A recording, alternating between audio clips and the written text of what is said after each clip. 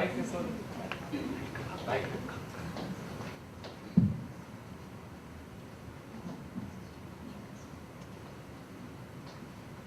저는 베트남에서 온 인이라고 합니다.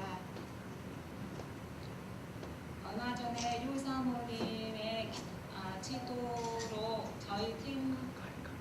저희 팀원들이 복음의 기초를 잘 마치고 오늘 목사님의 제안을 받아서 이 자리에 서게 됐습니다. 그동안 복음 기초를 공부하면서 이해된 대로 교회와 나누고자 나왔습니다. 그동안 사모님께서 복음 기초를 잘 가르쳐 주셨는데 이해력과 한국어 실력이 부족한 제가 얼마만큼 받아들일 수 있었는지 올바르게 이해되는지 나가서 전도하는데 문제가 없는지 검토 좀 부탁드립니다. 여러분이 아시다시피 좀 복음 기초책은 10과로 구성된 건데 그리스도의 연합, 참된 믿음의 본질, 잘 참된 열매인 사랑, 하나님 나라의 헌신 교회, 십자가의 길이라는 비용 계산 등을 특별히 강조합니다. 저 같은 초보자나 교회에 오래 다니셨지만 복음이 무엇인지 분명하게 말하지 못하시는 분들이 이 교재를 통해서 복음을 분명히 알아 이웃에게 신나게 전할 수 있었으면 하는 저자의 마음으로 이 책이 만들어졌습니다. 사실 오늘 간증하기보다는 제가 그동안 공부했던 내용을 좀 정리해 보았습니다.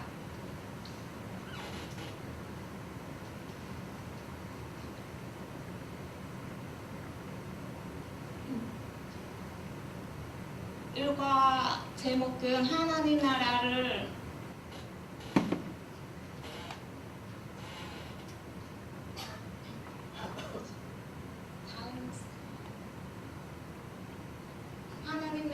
창조하시고 복을 주시는 하나님입니다.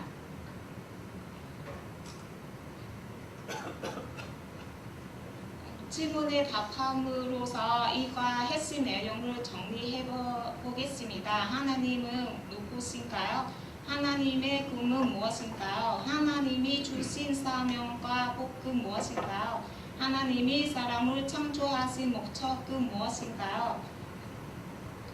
하나님은 누구시냐의 첫 번째 질문에 답하자면요.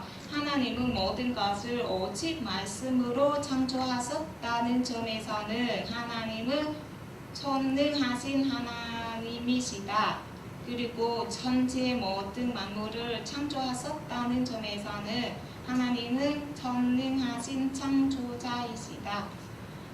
창조하셨고 지금도 다스리시니까 하나님은 주님이시다. 누구나 잘 알고 계시죠? 하나님은 꿈은 바로 하나님의 나라입니다. 풍성하고 아름다운 창조 세계에서 사람이 주 되신 하나님의 다스리심을 받으며 충만한 복 가운데 살아가는 나라를 꿈꾸셨습니다. 그럼 여기서 말하는 사명이 있는데요. 그것이 바로 땅을 정복하라, 모든 생물을 다스리라입니다. 땅을 정복하라는 권한을 주신다는 건 하나님이 사람을 그만큼 믿고 중요하게 생각하신 거죠. 땅을 정복하라는 권한을 주신다는 건 하나님이 사람을 그만큼 믿고 중요하게 생각합니다. 사람들이 자연을 사랑하자는 이유는 다음 세대에 물려주기 위해서라고 하지만 우리 같은 신자들은 좀 하나님이 잘 다루시라고 하셨으니까 라고 해야죠. 자연은 하나님이 우리에게 맡겨주신 거예요. 그래서 함부로 남발하고 파고 개발하고 그런 행동들은 권한을 남용하는 거예요. 그럼 하나님이 주신 복이 무엇일까요? 좀 생육하고 번성하여 땅에 충만하게 하는 것이 하나님의 사람에게 주신 복입니다. 많이 낳아야 된다고 하나님이 주신 복이자 사명인데 좀 이런 사명, 이런 복이 있다는 걸 알게 됐을 때 좀 저를 비롯해서 좀 우리 젊은 자매님들이 깊이 생각해야 된다고 좀 생각합니다. 참고로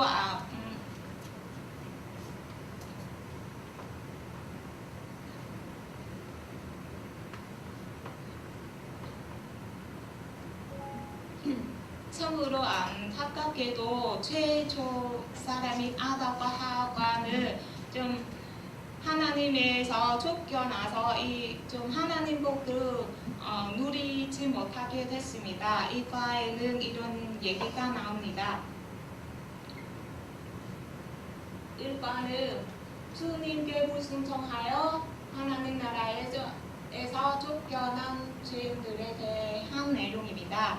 하나님 나라는 오직 하나님만이 주님이 있음을 믿고 순종하는 사람만 거할 수 있는 나라입니다. 이 사실을 믿고 하나님을 순종할 때 하나님이 주신 나라에서 안식을 누리며 살 수 있습니다. 본문에서는 중요한 토론 주제가 하나 있는데요. 왜 하나님이 선악 를 알게 하는 나무를 동산 중앙에 두셨을까요? 좀 여러분 이런 말을 많이 들으셨을 거예요. 그 나무를 중앙에 두지 말았어야지. 여러 가지 좀 열매 중에 한 가지만 따 먹었는데 왜 그렇게 난리치셨느냐 그런 네. 저는 이렇게 해야 됩니다. 좀 일단 하나님 나라 원리가 있는데 좀 그 원리는 선악과를 따 먹지 말라는 게 아니라 좀 각종 열매를 마음대로 먹어도 된다는 허용의 원리, 즉 누림의 원리입니다. 그런데 하나님 나라 복을 누리는데 한 가지 조건 필요한데 순종이라는 겁니다. 그걸 알리시기 위해서 좀 동산 중앙에 선악과를 두신 겁니다. 선악과를 하나 따 먹었다 문제가 아니라 그것을 따먹을 행동 자체는 하나님이 주인이시다는 것을 거부하고 하나님 나라의 원칙을 순종하지 않겠다는 반역의 마음이 이미 시작됐습니다. 하나님 나라의 복을 누리는 통로는 순종인데 그 순종이 깨어지면 하나님 나라의 복을 누릴 수 없는 겁니다. 장난감을 만들고 나서 제작자가 이 장난감이 물 속으로 빠지면 고장 난다고 분명히 경고했는데 장난감은 자기가 물 속으로 뛰어날 거지만 좀 고장 나지 않게 해주세요라는 기도 좀 부탁이 좀 말이 안 되죠. 좀 이처럼 저희는 하나님 말씀에 순종하지 않을 거지만 행복하게 해주세요라는 좀 기도가 말이 안 되죠. 네. 선악과를 먹지 말라는 명령을 통해서 하나님은 사람을 창조하신 창조자이시고 사람은 피조물에 불과하여 하나님만 순종하며 살아가야 된다는 것을 알려주셨습니다. 그러면 그 나무 열매는 그것에 대해 사람이 늘 기억하게 해주는 도구라고 할 수 있죠. 본문에서 분명히 알아야 할 한 가지 더 있는데 죄의 본질입니다. 죄가 뭐예요? 죄는 남의 물건을 훔쳐가거나 좀 사람을 죽이거나 하는 거 아니고 성경에서 말하는 죄의 본질은 하나님의 말씀에 불순종하는 겁니다. 죄의 결과는 죽이었습니다. 그러나 하나님은 사람을 버리지 않고 구원 약속을 하셨습니다. 구원 약속이 무엇일지 성과에서 알아보겠습니다.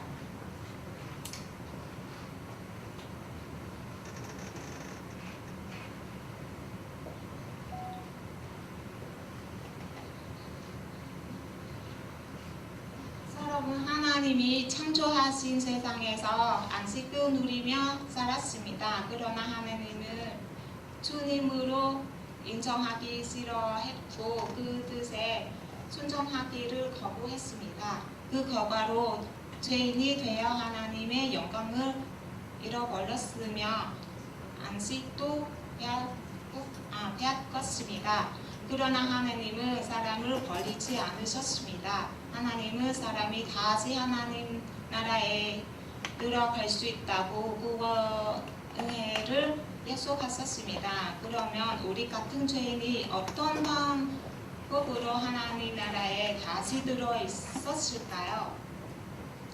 우리는 율법을 지켜서 그것으로 의롭다고 인정하는 방식으로는 이미 불가능하다는 것을 좀 잘 압니다. 율법 외에 주어진 방식이 있는데 바로 하나님이 열어주신 다른 길을 말합니다.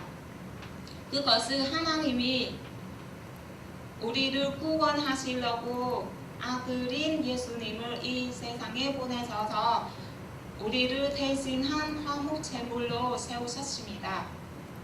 여기서 질문이 나왔습니다. 예수님이 꼭 십자가에서 비참하게 죽으셔야만 우리를 구원할 수 있나? 하나님은 너무 무서우신 분이 아닐까? 좀 그렇게 비참한 죽음을 통해서 우리가 하나님 앞에서 얼마나 큰 죄인인지를 보여줍니다. 거룩하신 하나님은 어떤 죄도 용납하지 않고 죄인을 반드시 벌하십니다. 이것을 하나님의 공의라고 부릅니다. 우리가 죄를 범했는데도 불구하고 우리를 구원하시려고 자기 아들을 보내셔서 우리 죄를 대신 감당하게 하시고 우리를 용서하신 겁니다. 그래서 하나님은 사랑의 하나님이시기도 합니다. 예수님은 우리가 받을 죄의 형벌을 대신 받으셔서 죽으셨고 3일 만에 다시 살아나셨습니다. 이런 내용과 관련된 것은 사과에서 제시됩니다.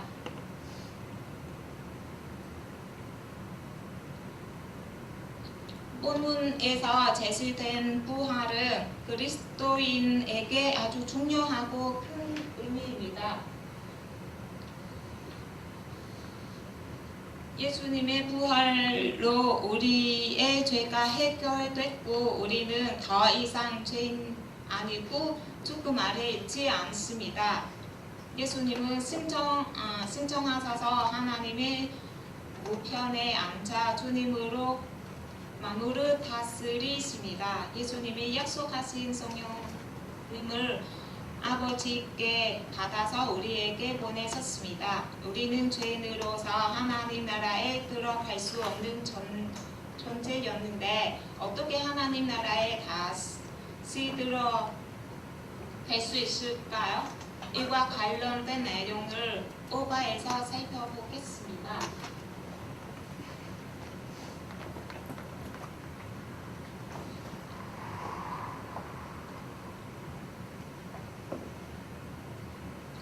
하나님 앞에서 의롭다고 인정받은 자 곧 의인은 하나님 나라에 들어갈 수 있습니다. 어떻게 해야 의롭다고 인정받을 수 있을까요? 하나님 법인 율법의 모든 조항을 항상 지키면 하나님 앞에서 의롭다함을 얻을 수 있는데 이미 죄인으로 타락하고 부패한 마음을 가진 사람은 결코 율법 모든 조항을 지킬 수 없습니다. 하나님은 우리가 오직 믿음으로서만 의롭다함을 얻는다는 것을 분명히 알기를 원하십니다. 그럼 우리는 무엇을 믿어야 합니까? 우리는 예수님을 믿어야 합니다. 예수님이 우리의 구원자이자 주이심을 믿어야 합니다. 그분이 화목 제물 곧 우리의 죄를 대신하여 십자가에서 죄 형벌을 받았음을 믿어야 합니다. 이것이 우리가 하나님 앞에서 의롭다함을 얻는 유일한 길입니다. 6과는 믿음에 관한 내용입니다. 예수님을 주와 그리스도로 믿으되 우리에게 어떤 일이 일어납니까? 믿으되 죄사함과 의롭다함을 얻어 구원을 받았습니다. 믿으되 성령님을 받아 그리스도와 연합합니다. 아담 안에 있던 자가 믿음으로 그리스도 안에 거하여 그분이 누리는 복에 참여하는 자가 될 것입니다. 믿음이 없으면 그 복을 누리지 못합니다. 믿기 위해서 하나님 말씀인 성경을 배워야 합니다. 하나님 말씀을 들으면 저절로 믿음이 생깁니다. 7과는요. 성경이 말하는 사랑은 예수님처럼 다른 사람을 위해서 자기를 내어주는 사랑입니다. 여기서 질문 하나 있는데요. 다른 사람을 위해서 자기 목숨을 걸리는 사랑은 예수님처럼 죽어야 한다는 것을 말합니까? 아닙니다. 그런 희생적 사랑으로 다른 사람을 실제로 돕고 섬기며 살라는 것을 말합니다. 왜 사랑이 중요합니까? 하나님이 원래 사랑으로 연합해서 살아가는 한 몸으로 창조하셨기 때문입니다. 하나님 나라 본질이 바로 사랑입니다. 사람이 하나님을 대적함으로써 그 사랑을 잃어버렸기 때문에 갈등과 분쟁, 즉 살인과 전쟁 등으로 모든 사람이 고통을 당하게 됐습니다. 하나님 나라의 공동체는 무엇인가? 8과에서 제시됩니다. 이미 했다는 나라, 하나님 나라는 눈에 보이지 않고 그 대신 교회가 세워졌습니다. 교회를 건물이라고 잘못 생각하는 사람들이 많습니다. 교회는 건물이 아니라 예수 그리스도를 믿고 성령을 받아 그분과 합하여 구원받은 신자를 가리킵니다. 9과에서는요.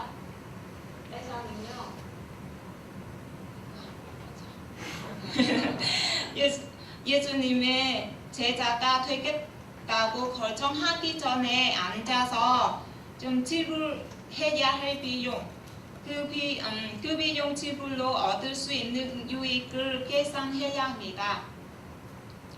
여기서 비용 계산을 하라는 말은 앞으로 있을 고난과 희생에 대해 미리 생각해야 한다는 것을 의미합니다. 그런데 바울은 로마 8장 18절에서 말했습니다. 생각하건대 현재의 고난은 장차 우리에게 나타날 영광과 비교할 수 없도다입니다. 마지막으로 10과 내용을 살펴보겠습니다. 10과는 주님의 재림에 관한 내용으로 구성되어 있습니다. 하나님 나라가 이미 임했지만 아직 완성된 것은 아닙니다.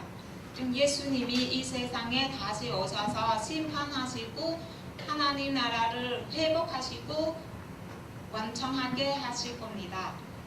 예수님이 언제 오실지 모르겠지만 우리는 그분이 다시 오셔서 우리에게 주실 것을 소망하며 살아야 합니다. 다시 오실 예수님을 기다리며 그의 합당한 삶을 살아야 합니다. 그렇게 생각합니다. 네, 제가 좀 한국어 실력이 많이 부족했는데 좀 너무 항상 천천히 잘 가르쳐 주신 유상호님께 너무 감사 좀 한다는 말씀을 전하고 싶습니다. 네, 여기까지 끝났습니다.